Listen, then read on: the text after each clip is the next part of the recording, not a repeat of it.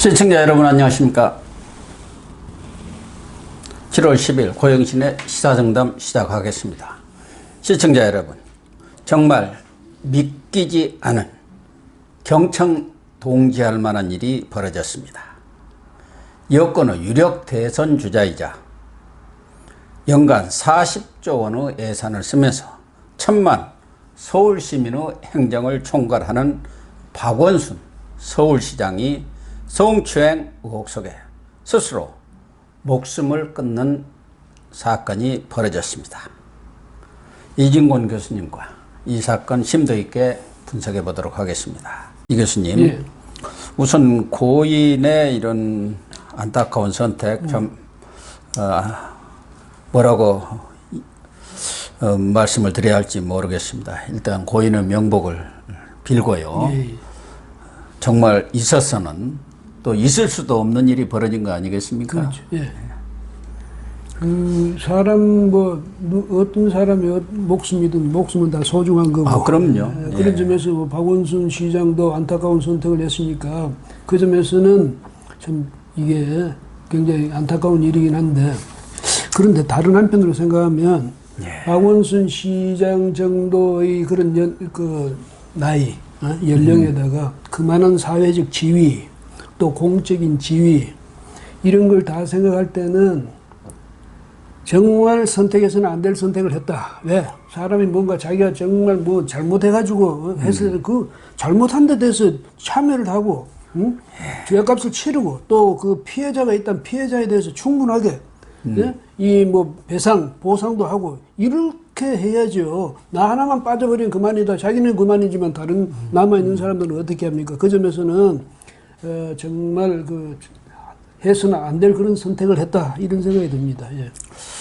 그런데 이제 가장 문제가 된다 그럴까 또 안타까운 것은 박원순 시장이 어떤 업무적인 일이라든가 또는 정치적인 일, 또 어떤 신체상의 우울증이라든가 그런 병적인 문제로 이런 극단적인 선택을 했다 한다면은 또 이해를 할 수 있는 부분도 있지 않겠느냐. 네. 아무리 서울시장 아니라 그렇죠. 전직 대통령도 노무현 전 대통령 부영이 바위에서 극단적인 선택을 했지 않습니까? 그러니까 사람은 다 할 수가 있는데, 이번 일에 배경을 이렇게 흘러나온 얘기들을 들어보면 아니 이럴 수가, 이런 내용 아닙니까?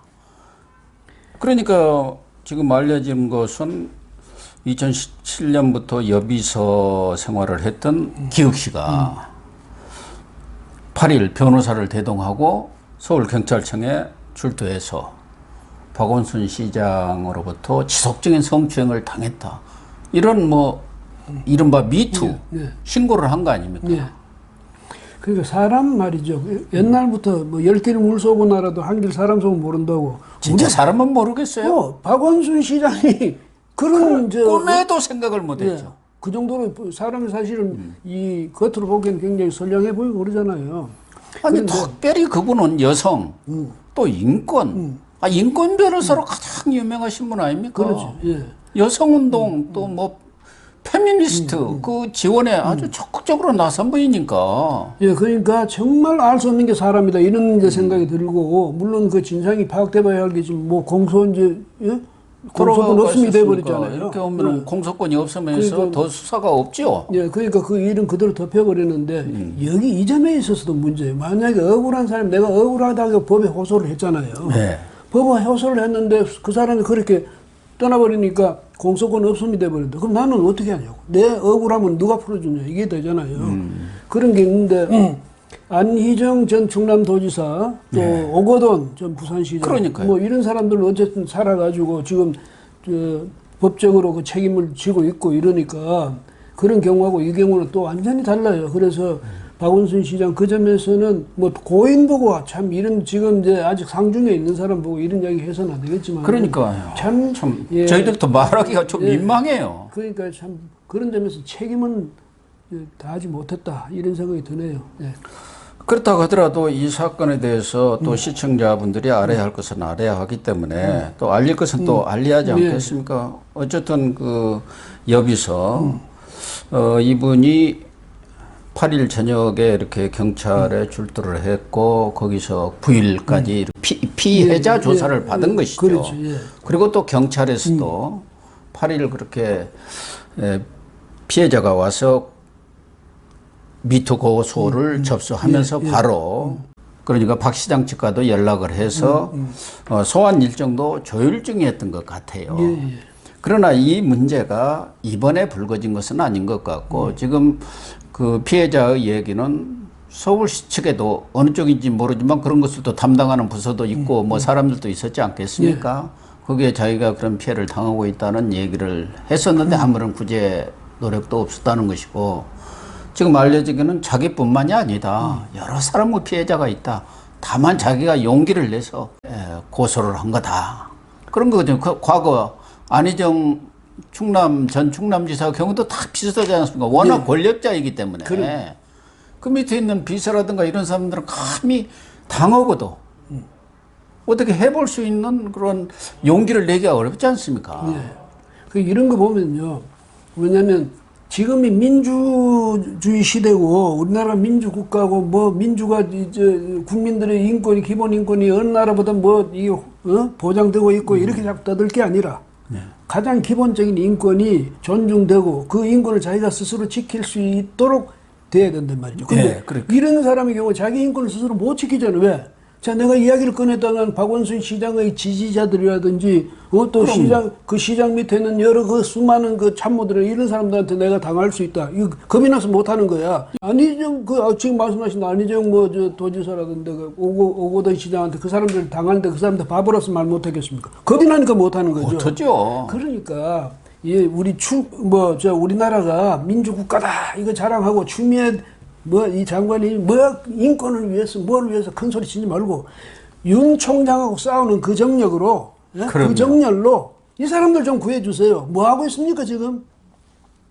정말 사람 속은 모른다고 하는데 박 시장 정도 되신 분이 뭐 무슨 사진 같은 것을 개인적으로 보내고 뭐 문자를 보내고 했다는데 지금 연배로 보나 경력으로 보나 또 그 인품으로 지금까지 알려진 것으로 볼 때 그게 다 드러날 수 있는 사안인데도 불구하고 그런 판단을 했을까요? 왜 사진을 보냅니까? 그러니까 사람이 자기 관리라든지 이런 데 대해서 그 공인 아닙니까? 공인 중에서도 그 아까 말씀하셨지만 앞으로 대권까지 꿈꾸던 사람 아닙니까? 유력한 대권 주자의 한 분이시죠. 그러면서 자기 관리를 이렇게 또 자제력이 이렇게 없었다는 건 한심한 면도 있는데 또 한편으로 생각하면 이런 점이 있어요. 맨날 그 여비서가 보니까 2015년부터 거기 일을 했던 모양인데 그러니까 오랫동안 자기하고 같이 일을 했던 사람이니까 입에 혀같이 놀거든. 그렇잖아요. 시장님인데 시장님 뭐 시킨 대로 하고 바로 측근에서 가장 가까이서 하니까 오래 그렇게 하다 보면 그 관계가 오래 지속되다 보면 이건 내 노예 정도 생각밖에 안 되는 거야. 얘는 나한테 감히 도전할 수 있는 저항할 수 있는 그런 애는 아니다 이렇게 돼버리거든. 그렇죠. 그러니까 이렇게 스스로 자제력도 무너지고 주의력도 무너지고 이렇게 되는 것 같아요. 그러니까 안희정 전 충남지사의 경우 그 김지은 씨도 그런 피해를 당했는데도 완전히 그냥 감히 대들 수가 없었다는 것 아닙니까? 그렇죠. 누가 감히 그 거대한 권력에 자기 가장 유력한 대권 주자한테 조금이라도 흠결이 되는 얘기를 했을 경우 자기한테 올 피해가 어마어마하다고 이렇게 공포감을 느끼는 거 아니겠습니까? 이번의 경우도 이 기혁씨도 나름대로 주변에 또 서울시라든가 이런 데에도 좀 아는 또 자기가 믿을 만한 사람들한테 구제를 요청을 했는데도 외면을 했다고 이렇게 지금 알려지고 있지 않습니까? 그러니까요, 이게 지금 저는 걱정되는 게 뭐냐면 피해자가 나중에 오히려 가해자보다 더 가혹하게 보복을 당하는 경우가 있어요. 뭐냐면 지금 이 경우도 이 사람도 혹시 나중에 그런 경우가 있을 수도 있는데, 이 박 시장을 이제 중심으로 해가지고 했던 그런 박 시장 조직들이라든지 또 박 시장한테 뭔가 기대를 했던 그런 사람도 있을 거 아니에요. 이런 사람들 볼 때 너 때문에 이렇게 되거든. 그러니까 그 사람에 대해서 집중 공격을 하는 거지. 네가 현실이 어땠으면 뭐 어땠으면 네가 감히 누구를 이렇게 돼버리면 그 전에 이중 피해를 보는 거예요. 예, 그 전에 김지원 씨도 그런 경우 많이 당했잖아. 그다음에 우리 속된 말로 얘기했지 않습니까? 당신이 꼬리를 쳐갖고 그렇게 된 거 아니야. 그리고 이런 경우가 또 있어요. 이용수 할머니도 그런 케이스거든. 예, 맞아요. 내가 억울하단 말이야. 억울하대서 호소를 했는데 저 정의연하고 연관된 사람들, 또 정권에서 정의연을 많이 이용했던 사람들, 또 민주당 사람들, 이 사람들은 오히려 그쪽에 대고 이용수 할머니 보고 친일파라고 그런 사람도 있어요. 그렇다니까요. 그러니까 이렇게 되면 안 되거든. 그러니까 피해자가 제 2차, 3차 피해를 입어서는 안 되거든. 네. 네. 이 경우도 그럴 가능성이 있는데 아무튼 그렇게 8일 날 고소가 접수되고 경찰이라든가 거기에서도 어마어마한 사건 아닙니까? 그러니까 당장 민감용 경찰청장한테도 보고고 그게 뭐 청와대라든가 여권 수뇌부한테 다 보고가 됐겠죠. 예. 그래서 8일 저녁에 아마 박원순 시장도 참모들과 회의를 해서 사임까지도 이렇게 얘기가 됐었던 것 같은데 결정적인 계기는 그 고소도 있었지만 일부 언론에서 이런 사실을 낌새를 채고 취재에 들어갔던 것. 오거돈 시장 때도 비슷한 거 아닙니까? 예, 그렇죠. 예. 버티다가 언론에서 딱 취재에 들어가니까 그냥 백기 들었지 않습니까? 그러니까요, 이 박 시장도 그리고 오거돈 시장도 그리고 안희정 시장, 제 도지사도 그런데 지진이요, 갑자기 어느 날 나는 게 아니에요. 계속 전조가 있거든요.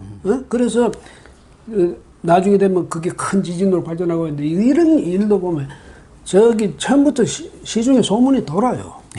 돌고 특히 언론사 그 출입 기자들은 대충 또 감을 잡죠. 이렇게 되면 그래서 말이 설랑설레할 때 그때라도 자기가 스스로 자제력을 발휘해가지고 진작에 그 피해자한테 사과를 하고 그렇죠. 피해 보상을 하고 예. 앞으로는 안 그러겠다 개과천선하고 이렇게 했더라면 자기도 살고 그 피해자도 살릴 수 있었잖아요. 그런데 그래도 말이지 자기 권한을 믿고 자기 권력을 믿고 힘을 믿고 나 주변을 믿고 이렇게 해가지고 저 자제력을 발휘를 안 한 거지. 안 하고 끌다가 점점 이게 진동이 커져가지고 결국 터진 거 아니에요. 그러니까요. 네. 그런데 특히 박 시장 보면은 그 가족들도 늘 부소스에 올랐어요. 아들 박주신 씨는 그 병역 문제로 아주 뭐 어디 세브란스에 가서 직접 뭐 이런 검사도 받고 지금 뭐 영국인가 어디가 있는데 행방도 모른다 뭐 이런 여러 가지 얘기가 있었고 딸도 지금 미대에서 법대로 뭐 전학을 했는데 그게 가능하냐 하는 또 논란도 있어가지고 국감에서까지도 이 문제로 옥신각신하는 적이 있습니다. 지금 부인하고도 자기 뭐 별거 한다고 그랬다면서요. 자기 입으로 그랬다네. 예, 같이 살지 않는 모양이에요. 그러니까 지금 저도 어제도 긴급으로 이렇게 속보를 전달했습니다만은 부인이 일체 나타나지 않고 있지 않습니까? 딸만 아버지가 유언 비슷한 그런 이상한 말을 남기고 이렇게 떠났는데 통화가 안 된다. 그래서 지금 고소를 112에 신고를 한 거 아닙니까? 이게 무슨 일이냐. 그런데 그러면 아버지가 그렇게 이야기를 하면 아침에 그런가 알 듯 모를 듯 다 이야기를 하고 나가면 그때 바로 시청 그 관계자도 비서실이나 이런 데 있잖아요. 아버지 빨리 좀 수배해봐라. 아버지가 오늘 거긴 결혼했지만은 아버지 집에 그때 아파 누워 있는 것도 아니고 어디 나갔다. 나갔는데 이상한 말씀하고 왔으니까 빨리 서울시가 가용 인력을 동원해서라도 어떻게 찾아달라고 이야기를 해야 될 텐데 어떻게 그것도 5시간인가 그동안 또 가만히 있었어요? 답답하지. 박 시장이 어제 오전 10시 40분에 나갔지 않습니까? 그리고 10시 53분에 와룡공원 그 CCTV에 나타나고 그거로 이제 행방이 산으로 가버렸으니까 CCTV가 없으니까 나타나지 않았는데 그리고 이 딸이 신고한 것은 오후 5시 17분이란 말이에요. 물론 이제 가족도 뭐 등산복 차림에 나갔으니까 그냥 여러 가지 심정이 복잡하니까 좀 머리를 식힐 겸 나간 거 아닌가 이렇게 생각을 했겠죠. 그러나 몇 차례 연락을 해보니까 통화가 안 되고 그래서 신고를 한 거 아니겠습니까? 바로 그렇게 얘기하기는 또 좀 이상한 말을 하고 갔다는 거 아니에요. 예, 그 유언 비슷한 말을 하고 갔다거든. 갔다는데 그래도 설마 가가지고 서울시장이 나는 글쎄, 뭐 그러리라고 그럴 수도 생각했겠습니다. 있겠는데, 아무리 아버지를 잘 알 거 아닙니까? 딸이 그분이 지금까지 살아온 인생이 있는 것이고 딸이 그 내용 자체 이런 복잡한 내용들을 몰랐을 수도 있지 않겠습니까? 그러니까 그 이제 지나놓고 나니까 안타깝다 이거지. 만약 그래서 진작이라도 좀 그러니까. 이 아버지 낌새가 이상합니다. 좀 네. 잘 봐주세요. 이렇게 했으면 좋았을 때 그것도 안 되고 하니까 이렇게 됐는데 아마 집에서 그 열심히 몇 번 나가가지고 그 이제 그리로 돌아가지고 저기 어디요? 그 어디 그 어느 문이지 그게 숙정문. 숙정문까지 가고 이런 한 몇 시간 걸렸을 거 아니에요. 한 2시간 이상 걸린다면서. 그렇게 돌아서 올라가면. 가다가 앉아서 생각도 하고 고민도 하고 얼마나 마음이 착잡했겠습니까? 여러 가지 생각을 하다 보니까 뭐 거기를 뭐 바로 바로 올라가지도 올라갔겠습니까? 않고 그랬겠지. 그러니까 우리가 참 안타까운 말로 하자면 그래가지고 시청에서 진작 움직였으면 발견할 수도 있었을 텐데 예, 이런 데 그런 생각도 있고 안타까움이 그런데 있죠. 아쉬움이 있습니다. 여하튼 이 문재인 정권의 그 이를테면 민주당 여당이 요즘 아주 저 공격에 처한 셈이 됐네요. 그래서 뭐냐면 대표적인 스타들이 안희정 뭐 오거돈 부산시장 제1시장 제2도시 시장 이렇게 전부가 이런 식으로 다른 거에 엮인 것도 아니고 하필이면 이런 가장 말이죠 좀 부끄러운 그런 일로 이렇게 엮인 게 참 안타까운 일입니다. 예. 박원순 시장 하면은 우리나라에서는 어떻게 보면 대표적인 인권 변호사예요.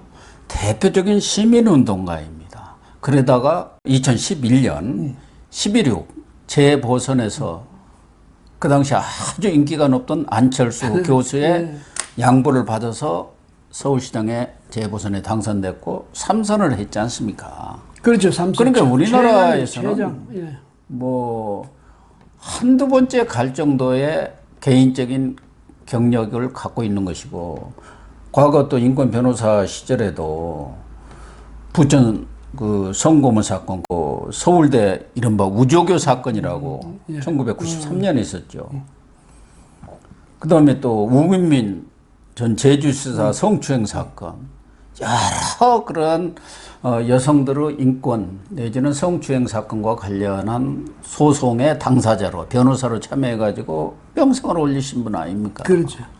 근데 이제 사람이 나이가 들어서 그 말하자면 가정생활도 원만치 못하고 이래서 또 주변에 항상 여성이 있으니까 그래서 평소에는 안 그러던 그런 생각이 나이가 들면서 긴장이 풀려가지고 그래 됐을 수도 있고 아니면 평소에도 애초부터 두 얼굴의 사나이였을 수도 있고 그러니까 하긴 뭐 지금 진보 세력들의 대표적인 사람들이 조국을 비롯해서 두 얼굴의 좀 그 유선의 민낯들이 요새 막 드러나면서 많은 국민들한테 어떻게 보면 좌절감, 실망감, 열패감을 지금 안겨주고 있는 그런 상황 아니겠습니까? 더군다나 박원순 시장 같은 경우는 아름다운 재단이라든가 아름다운 가게 이런 시민운동으로서도 많은 기여를 했어요. 그런데 지금 박원순 시장 이전에도 말씀하신 대로 안희정, 오거돈 이런 분들이 지금 집권당 내에서 집권 세력 내에서 지속적으로 일어나고 있는 일 아닙니까? 한 사람의 경우만 해도 사실은 외국에서도 사례가 거의 없는 일 아닙니까? 예, 그렇죠. 외국 경우도 무슨 부자들이라든가 이런 사람들이 무슨 여배우라든가 어쨌다 저쨌다 뭐 그런 얘기는 있었지만 공적인 위치에 있는 그리고 우리나라에서 아주 최고의 권력의 위치에 있는 사람들이 이런 경우는 없었는데 왜 이런 일들이 지속적으로 일어날까요? 우선은 교만합니다. 교만해서 그래. 예? 이 내가 누군데, 예? 그다음 내가 뒤 배경이 뭔데, 나 그 거대한 집권당을 뒤에 두고 있는 사람이야. 내가 또 지금 뭔데 말하면 지방 장관은 이제 장관은 지금은 이제 지방에 말하자면 미국 같은 주지사 정도는 하고 있다. 이래 되면 이게 옛날 연방 국가라면 이게 소공화국의 왕이야. 사실상 지금은 지방자치단체장들이 그 안에서 모든 권력을 다 쥐고 행사하는 겁니다. 그러니까 교만하죠. 교만한데다 이제 교만하니까 주의력은 이제 흩어지는 거예요. 주의력이 흩어지고 주변의 사람들이 또 너무 이런 사람들이 만약에 정말로 사람들을 부하들을 나하고 똑같은 인격체로 대해가지고 항상 나하고 같은 동지다. 예. 이런 식으로 항상 생각해왔다면 그런데 아마 이런 사람들에서 권위주의적인 사람들이에요.